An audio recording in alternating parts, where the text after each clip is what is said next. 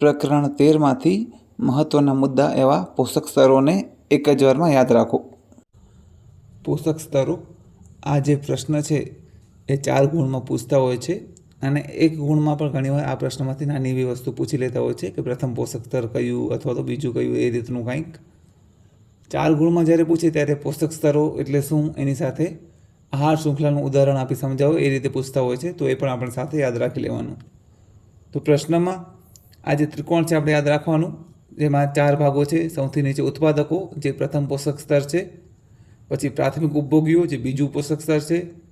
પછી દ્વિતીય ઉપભોગીઓ, જે ત્રીજું પોષક સ્તર છે. અને છેલ્લે સૌથી તૃતીય અથવા તો ઉચ્ચ કક્ષાના ઉપભોગી, જે ચોથું પોષક સ્તર છે.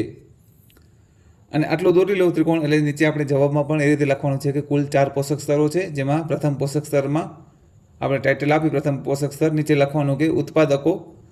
તો ઉત્પાદકો શું છે આપણને ખબર છે. નિવસન તંત્રના ઘટકોમાં પણ આપણે વાત કરી હતી કે વનસ્પતિ, ઘાસ એ બધા ઉત્પાદકો છે જે પોતાનો ખોરાક જાતે બનાવે છે. તો વ્યાખ્યા અને ઉદાહરણ આ 2 મુદ્દા લખવાના.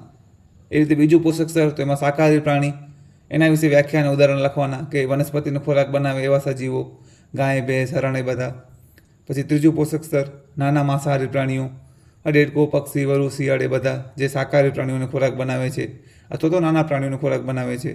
અને છેલ્લે ચોથું પોષક સ્તર, સૌથી મોટા માંસાહારી પ્રાણીઓ, જે બધા સજીવોને, બધા પ્રાણીઓને ખોરાક બનાવશે, સિંહ, વાઘ, ચિત્તો એ બધા. તો આ 4 પોષક સ્તરો સરસ રીતે મુદ્દા આપી, વ્યાખ્યા અને ઉદાહરણ આપી, 2 3 મુદ્દા લખી નાખવાના અને આકૃતિ દોરવાનું ભૂલવાનું નહીં, જેથી કરી તમને 4 ગુણ મળી જાય.